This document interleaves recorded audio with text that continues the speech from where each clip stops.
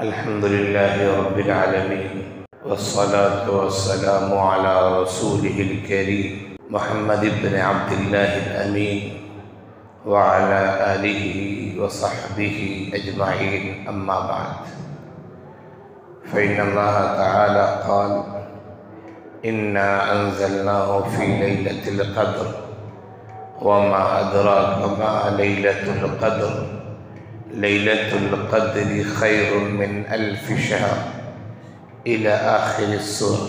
عزیزان گرامی، ہم اور آپ فی الحال رمضان کے آخری عشرے میں ہیں۔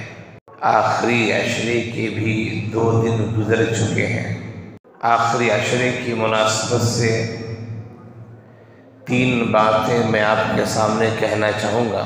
ان 3 باتوں کو سنا جائے، سمجھا جائے اور عمل کی کوشش کی جائے۔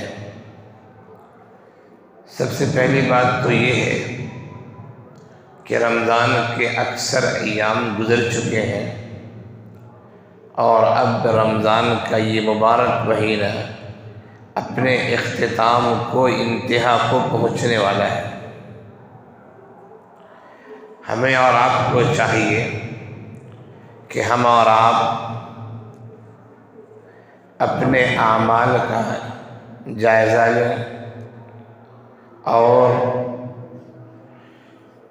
اپنے کاموں پر، اپنی عبادتوں پر غور و فکر کریں کہ آخر رمضان المبارک کے اس مہینے میں ہم نے کتنے اچھے کام کیے، اللہ سے کتنی قربتیں ہم نے بڑھائی، اللہ کے احکامات پر کتنا عمل کیا اور نیکیوں میں سے، خیر میں سے کتنے کاموں کی ہمیں اور آپ کو توفیق ملی۔ ہمیں اور آپ کو اس کا محاسبہ کرنا چاہیے، اپنا جائزہ لینا چاہیے۔ اگر اللہ تعالیٰ کی طرف سے ہمیں توفیق ملی اور ہم اچھے کام کرتے رہے تو ہمیں اللہ تعالیٰ کا شکر ادا کرنا چاہیے، اور اگر کوتاہیاں ہوئی ہیں، جس طرح عبادتیں کرنی چاہیے اس طرح ہم نے عبادتیں نہیں کی ہیں، تو پھر ابھی چند ایام باقی ہیں اور یہ انتہائی قیمتی ایام ہے۔ رمضان کا آخری عشرہ انتہائی قیمتی عشرہ ہے، اس لیے جو چند ایام باقی ہیں ہم ان کی قدر کر لیں، اللہ کے سامنے رو لیں، گڑ گڑا لیں، معافی مانگ لیں، خیر کے کام کرنے کی کوشش کریں۔ کوئی بعید بات نہیں ہے کہ یہ چند ایام کی جو عبادتیں ہماری ہوں گی، ہو سکتا ہے ماضی میں جو ایام گزرے ہیں اس پر بھاری ہو جائے، تو اپنا محاسبہ کرنا انتہائی ضروری ہے۔ اگر محاسبہ نہیں کرتے ہیں تو پھر عام انسان کی زندگی ہو جائے گی، لوگ آتے ہیں، جاتے ہیں، کھاتے ہیں، پیتے ہیں اور اس دنیا سے گزر جاتے ہیں، چلے جاتے ہیں۔ ایک مومن کی ذمہ داری ہے اور ایک مومن کا یہ شیوہ اور طریقہ ہوتا ہے کہ وہ اپنے اعمال کا محاسبہ کرتا ہے، حساب و کتاب کرتا ہے کہ ہم نے کیا اچھا کیا اور کیا برا کیا۔ تو ایک کام تو آخر عشرے میں یہ کریں کہ ہم اپنا محاسبہ کر لیں، اپنے اعمال کا جائزہ لے لیں، اپنے اعمال کو دیکھیں اور اللہ سے مزید تعلق قائم کرنے کی کوشش کریں۔ دوسرا کام جو کرنا ہے اس آخر عشرے میں وہ یہ ہے کہ آخر عشرے میں اعتکاف ہوتا ہے، جس کو اعتکاف سنت کہا جاتا ہے، اور یہ اعتکاف سنت مؤکدہ علی الکفایہ ہے۔ تو جن کو اعتکاف میں بیٹھنا تھا وہ 20 روزے گزارنے کے بعد 21 کی شب سے بیٹھ چکے ہیں۔ جو نہیں بیٹھ پائے، ہم اور آپ کسی وجہ سے نہیں بیٹھ پائے، تو ہمیں بھی کوشش کرنی چاہیے کہ ہم ان بقیہ ایام میں کچھ اوقات خاص کر لیں کہ عبادتوں کا خاص اہتمام کریں۔ اس لیے کہ یہ اخیر عشرہ اس لحاظ سے انتہائی اہمیت کا حامل ہے، انتہائی اہمیت کا حامل ہے کہ اس اخیر عشرے میں ایک رات رکھی گئی ہے جس رات کو کہتے ہیں قدر کی رات، جسے شب قدر کہا جاتا ہے، جسے لیلۃ القدر کہا جاتا ہے۔ قرآن کریم میں فرمایا گیا، اللہ تعالیٰ کا ارشاد ہے، اِنَّا أَنزَلْنَاهُ فِي لَيْلَةِ الْقَدْرِ وَمَا أَدْرَاكَ مَا لَيْلَةُ الْقَدْرِ لَيْلَةُ الْقَدْرِ خَيْرٌ مِّنَ أَلْفِ شَهْرٍ۔ ہم نے قرآن کریم کو شب قدر میں نازل کیا، تم کیا جانو شب قدر کیا چیز ہے؟ اور فرمایا کہ شب قدر 1000 مہینوں سے بہتر ہے۔ 1000 مہینوں کا مطلب یہ کہ تقریباً 83 سال سے کچھ زیادہ کی مدت ہو جاتی ہے۔ تو ایک رات رکھی گئی ہے جو شب قدر کے نام سے جانی جاتی ہے، اس رات کو ہمیں اور آپ کو تلاش کرنا چاہیے۔ جو اعتکاف کرنے والے ہوتے ہیں وہ عبادتوں میں غرق ہوتے ہیں اور اس کا قوی امکان ہوتا ہے کہ ان کو وہ قیمتی رات مل جائے، لیکن جو لوگ اعتکاف میں نہیں بیٹھے انہیں بھی چاہیے کہ اس رات کو تلاش کریں۔ اخیر عشرے میں کن راتوں میں ہمیں اس رات کو تلاش کرنا چاہیے؟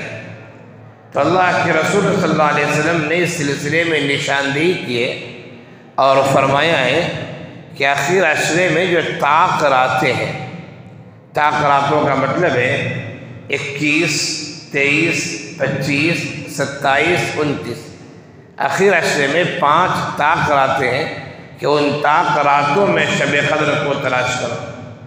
جس نے شب قدر کو پا لیا اسے عبادت کی توفیق مل گئی، تو اس رات میں جو وہ عبادت کرے گا وہ 1000 مہینوں کی عبادت کے برابر ہو جائے گا، بلکہ 1000 مہینوں سے بڑھ کے اس کی عبادت ہو جائے گی۔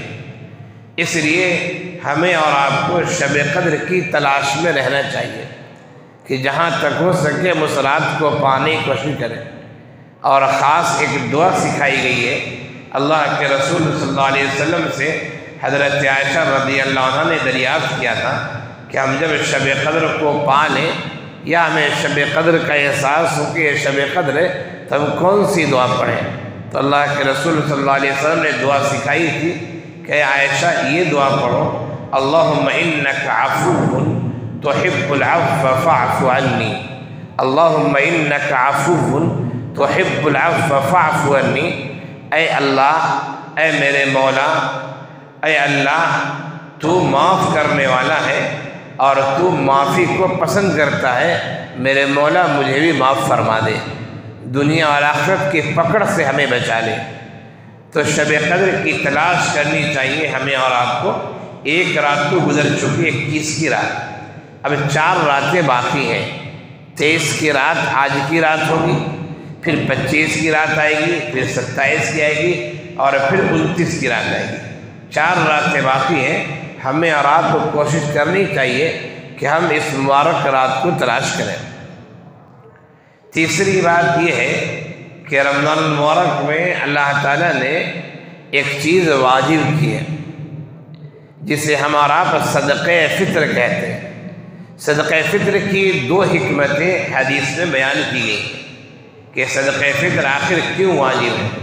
ایک حکمت تو یہ ہے طہرۃ للصائمین و طعمۃ للمساکین، حدیث میں فرمایا گیا صدقہ فطر کو طہرۃ للمساکین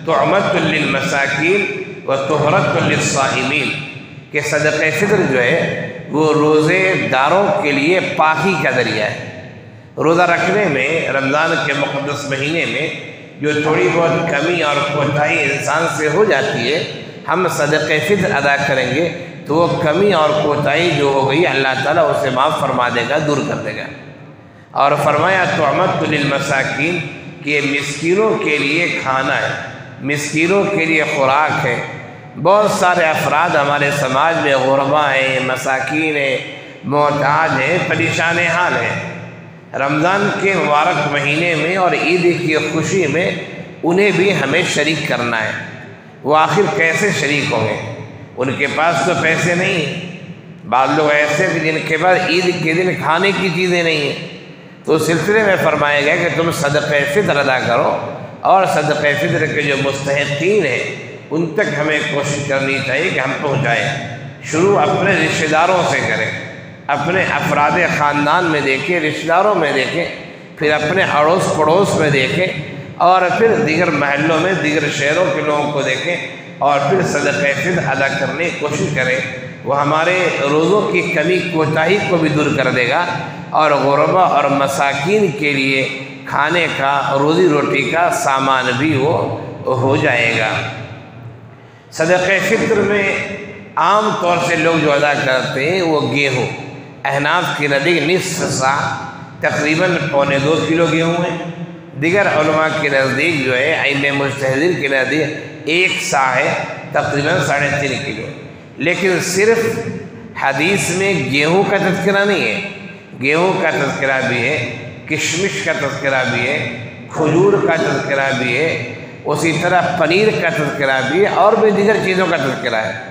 گیہوں کے بارے میں نصف سا کا تذکرہ ہے، نصف سا تقریباً 1.25 کلو، اور گیہوں کے علاوہ دیگر چیزوں کا جو تذکرہ ہے وہ 1 سا کا تذکرہ ہے۔ لیکن عام طور سے ہمارے سماج میں لوگ سستی چیز کو زیادہ ڈھونڈتے ہیں، اور یہ سستی چیز کو دوسروں کے سلسلے میں ڈھونڈتے ہیں۔ خود اگر لینا ہو تو اچھی سے اچھی چیز لیتے ہیں، کسی سے لینا ہو تو اچھی اور اعلیٰ کوالٹی کی چیز لیتے ہیں، گھٹیا چیز، ادنا چیز لینا پسند نہیں کریں گے۔ لیکن جب دینے کی بھی باری ہے، کسی کو دینا ہے، تو سوچتے ہیں سستے سے سستے میں کام چل جائے وہ۔ تو ٹھیک ہے، آپ 1.25 کلو گیہوں، نصف سا گیہوں دیں گے یا اس کی قیمت دیں گے تو آپ کا صدقہ فطر ادا ہو جائے گا۔ لیکن آپ اپنی مالی حیثیت پہ غور کر لیجیے، اگر اللہ تعالیٰ نے مال دیا ہے تو آپ بڑی رقم، زیادہ رقم والی چیز دیجیے تاکہ غربا کا زیادہ فائدہ ہو جائے۔ ایک مسئلہ لوگ یہ بھی اٹھاتے ہیں صدقہ فطر کے بارے میں کہ حدیث میں پیسہ دینے کا تذکرہ نہیں ہے، حدیث میں اناج، غلہ اور اشیاء دینے کا تذکرہ ہے، گیہوں دیا جائے، کھجور دیا جائے، پنیر دیا جائے، حدیث میں پیسے کا تذکرہ نہیں ہے۔ تو بعض لوگ کہتے ہیں پیسہ نہیں دینا چاہیے، لیکن یہ ان کی بات صحیح نہیں ہے۔ ہم اسے مرجو کہہ سکتے ہیں اور غیر مناسب بھی کہہ سکتے ہیں۔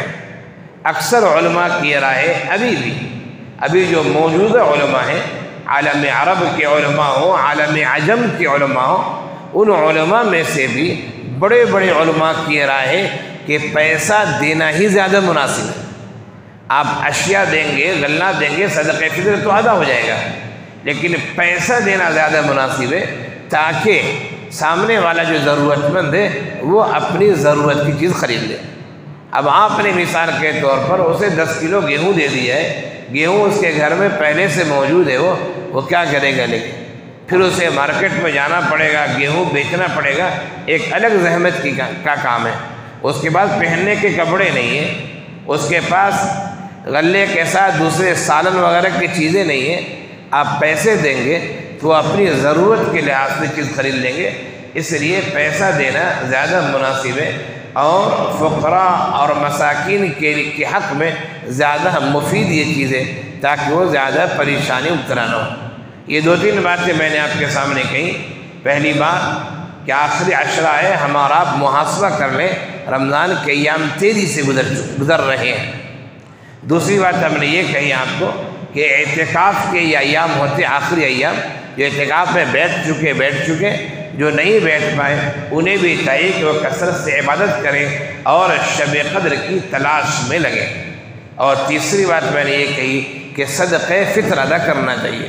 بعض لوگ کہتے ہیں عید کے بعد ادا کر دیں، نہیں، عید کی نماز سے پہلے آپ رمضان میں بھی ادا کر سکتے ہیں، ایسے عید کی نماز سے پہلے ادا کر دینا ہے، تبھی آپ کو ثواب ملے گا۔